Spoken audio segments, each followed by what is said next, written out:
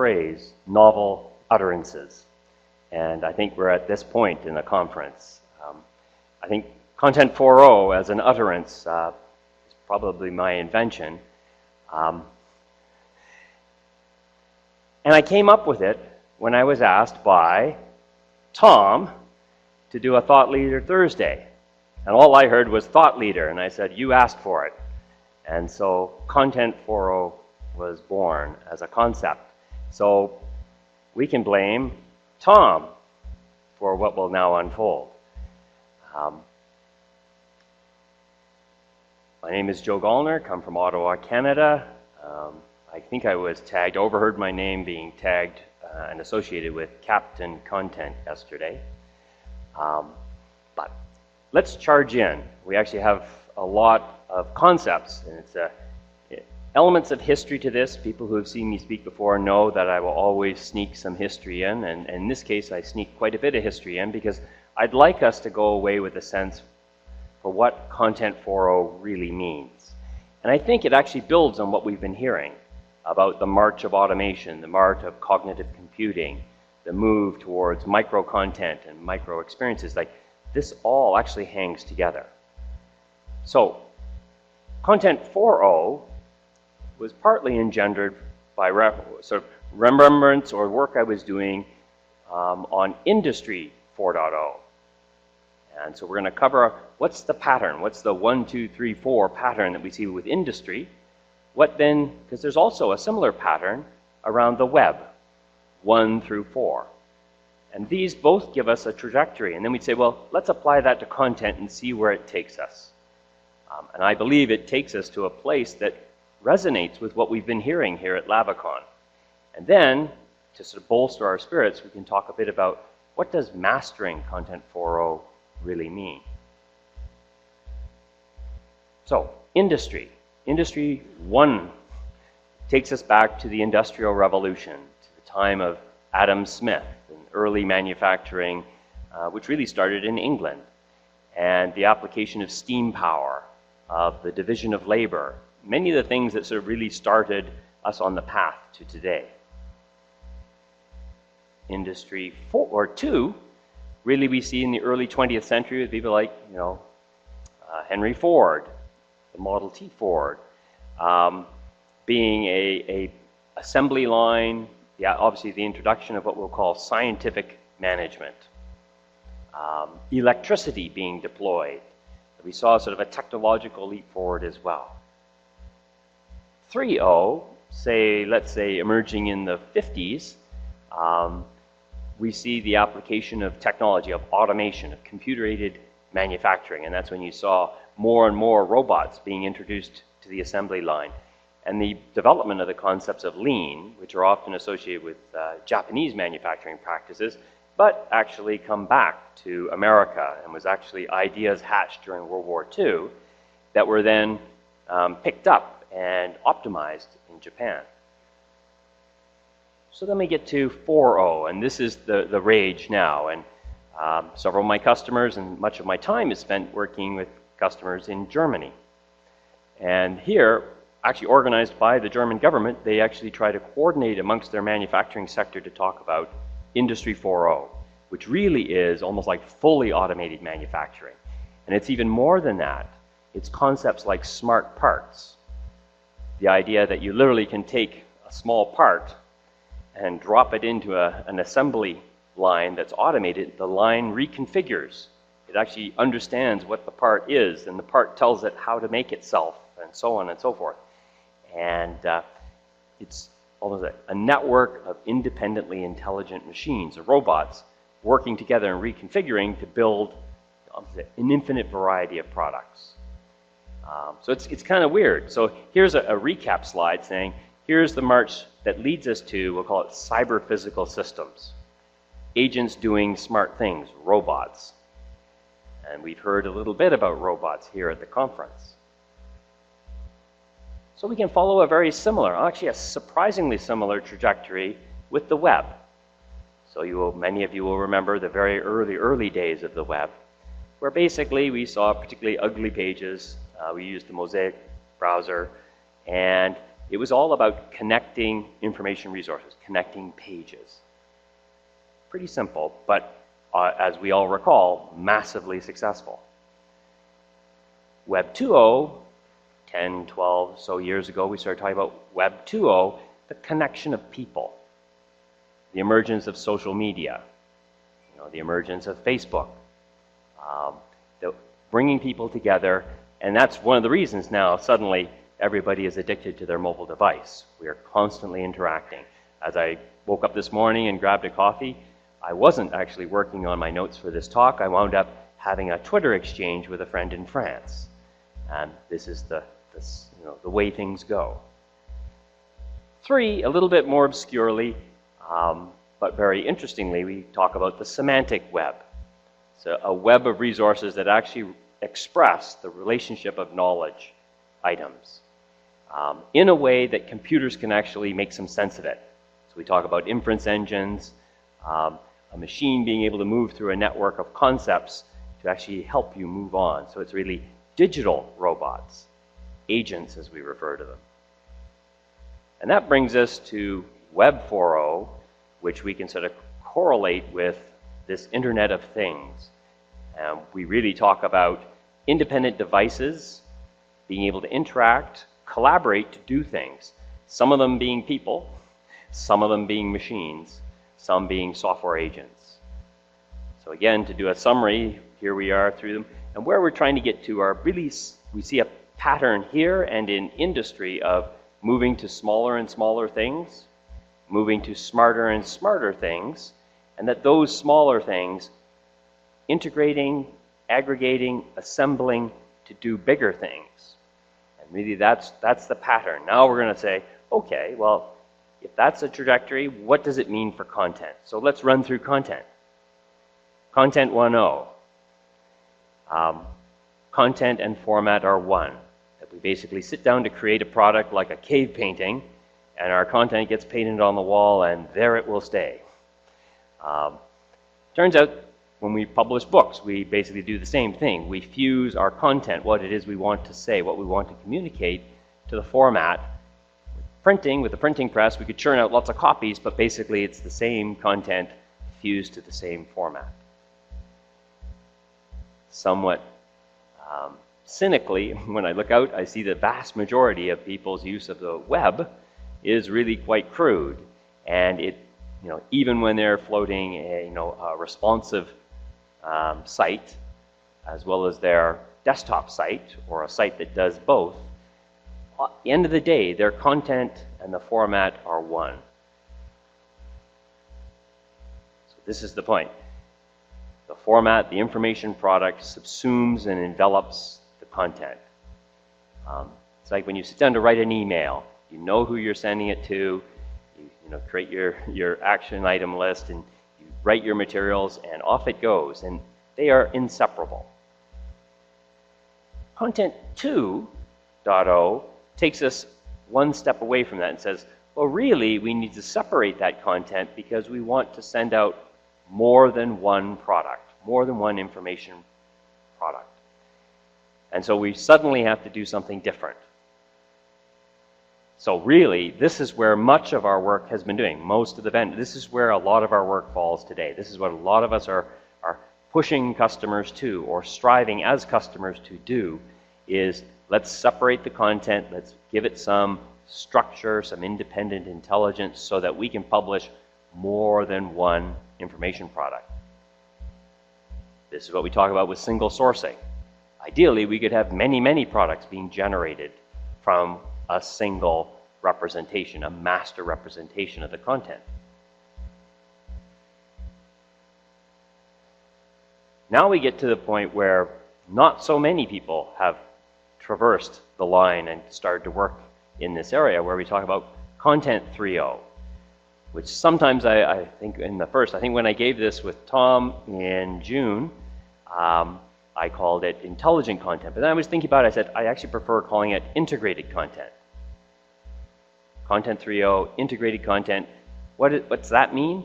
It means we really do take our master source that has been separated from our information product, but then we move back to, well, where does it really come from? where are the true authoritative sources for every little piece? And how do I build a optimized and automated pathway back to every source? And then how do I, picking up on the semantic web idea, how do I actually coordinate the meanings, the shared understanding, the semantics, so that I can bring these things together and make an information product set that makes sense? So it's taking the process one step further, and particularly driving back to full integration of sources. So this is actually a slide that has sort of evolved, or sort of about 10 years has come out of some of my aerospace projects. We said, well, what were we really doing? We were trying to go back all the way to true sources. And this was for airplanes. And I gave a talk in Budapest about 10 years ago, and it was called, Mummy, Where Do Airplanes Come From? And it was like, and we were actually funded to go back and find out, well, where does all the detail that comes into creating an airplane, where does it really come from? And it turned out everybody was surprised about what we were finding as we turned over one rock after another. So, what on earth could Content 4.0 be? This is already sort of making us feel queasy. In Content 4.0, following the path of both Industry 4.0 and Web 4.0, we have to think about small, smart content objects which can be released into the world, as it were, much like software agents, interact, assemble, render themselves on the fly. So suddenly, we no longer control the publishing. The publishing happens dynamically. Either individual components being able to sort of determine how they should show themselves or what they should show in different contexts, or they're going to assemble with some that you will have made, others you will not have made, that will come from suppliers or partners or customers coming together to give an information experience du jour, on the fly, on demand, just in time.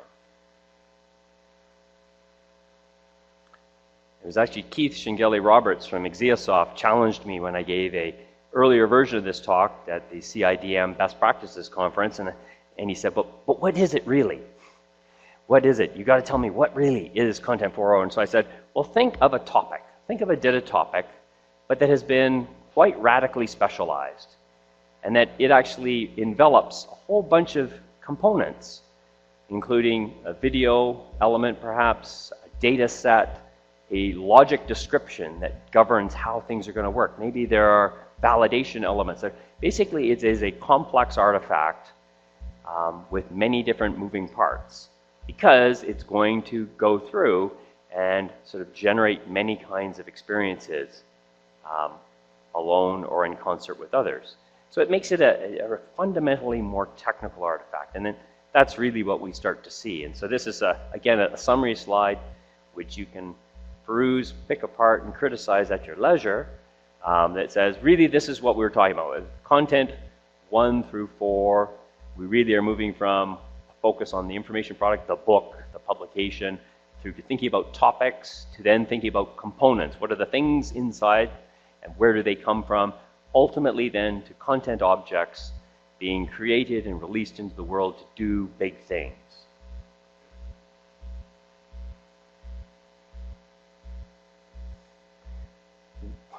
It's kind of daunting. We say, oh my goodness, is this what we're supposed to be working on?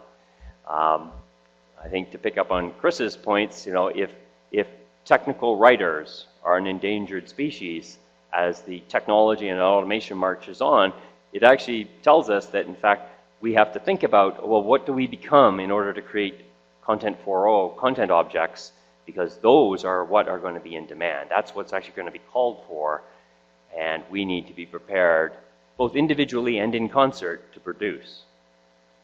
So let's think. What are the inescapable trends, in my mind, for professional communication? One, content becomes fundamentally more precise and more technical. And no, this isn't a plug for my friends at Precision Content. Precise and technical. It becomes a more challenging job of work. It also becomes fundamentally more collaborative.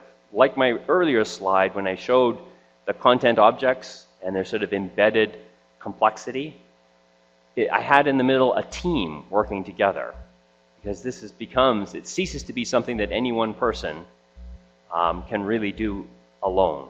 It takes a team, it takes a village of experts with a videographer, a graphic team, basically to put together the pieces that actually give us solid content objects. Also, content creation becomes a fundamentally more integrated task. It becomes part of a much larger system that we are no longer sort of working at the tail end to produce customer-facing documentation. We are, in fact, integrated into the complete system of the product and of the enterprise that is responsible for and producing those products.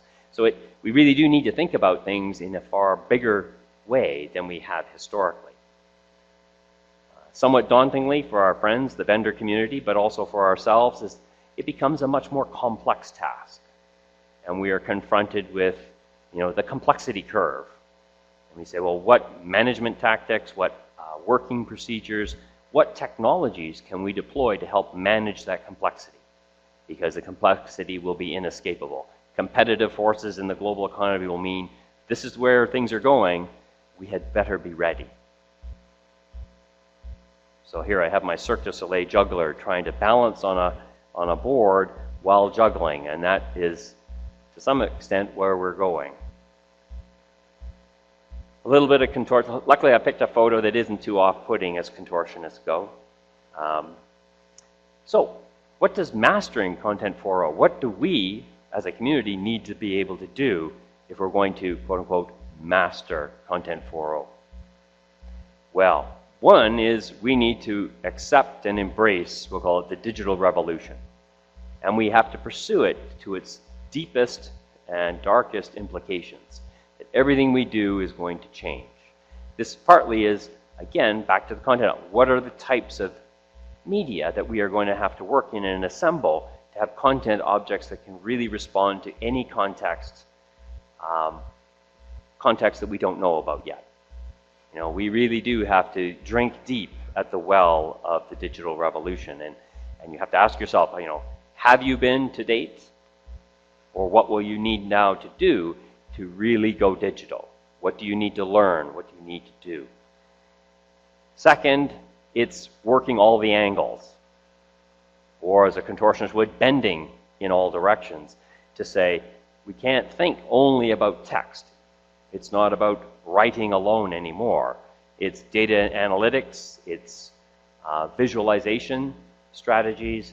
Obviously, there's as simple as really mastering some of the technologies to produce and refine responsive design, usability, user experience, like all of these things, all of the types of people and expertise that comes together for a LavaCon are what we're trying to pull together to be able to do high quality content objects for the future.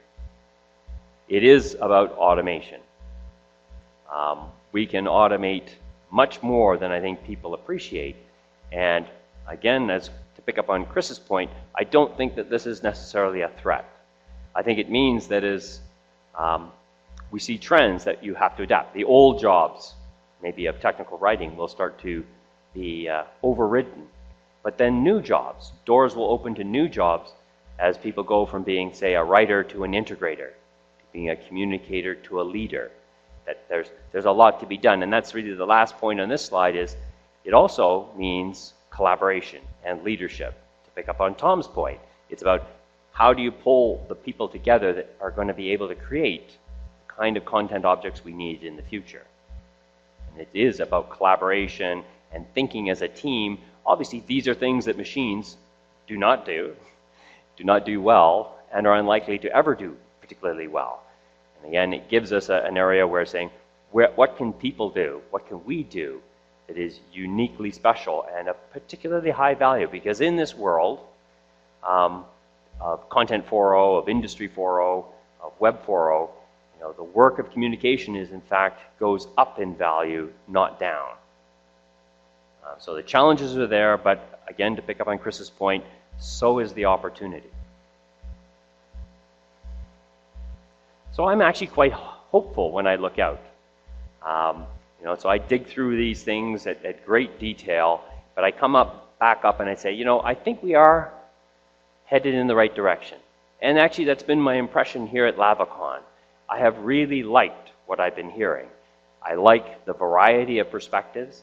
I liked hearing it on the first day, Aaron from MindTouch talking about micro content feeding micro experiences. Had I been more nimble, I probably could have injected a slide that said just that, because I think that really is what we're talking about with Content 4.0. Micro content feeding micro experiences. I also heard, well, Margot from Facebook.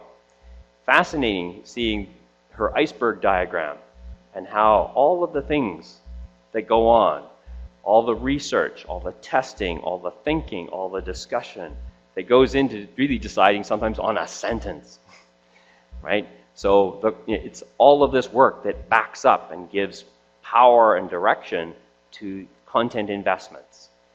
And I think that was a very, very nice distillation. And I think, well, what happens when we're documenting a very complex emergent system, something that's going to live and breathe in the world of the Internet of Things? I said, well, can you imagine the work that has to go in to make that happen? We do have precedents. We do have models, engineering models. We have methodologies. We have solution templates.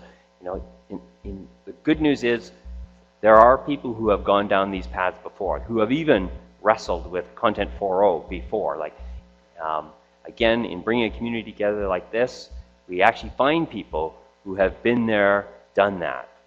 And so there are people to draw in and that can help you make transitions. So I do think that as a community we can share the burden of complexity, the challenges that we've been hearing about at this event, and that we can collectively overcome them and actually turn it into an opportunity. So in my picture here I have the great Grace Hopper, who is known as Amazing Grace, probably maybe the original programmer, with a team, and maybe indicate that it takes a village to do the kind of work that we are going to be doing in the future. It's sort of what we do today, but it's really going to become the big thing. And our enterprises really do need to operate with that kind of collaborative dynamicism that communicators can help make happen. So that's what we really are up to. So a closing thought, William Gibson, great science fiction writer, has this line, "The future is already here. It's just not very evenly distributed." And because of this fact, and because we have seen elements of this future already, it's not a question if this is going to happen. This is happening. This has happened.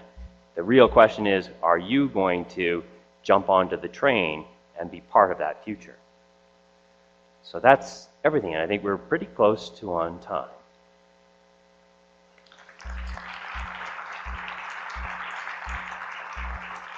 And no, this isn't me. This is not me.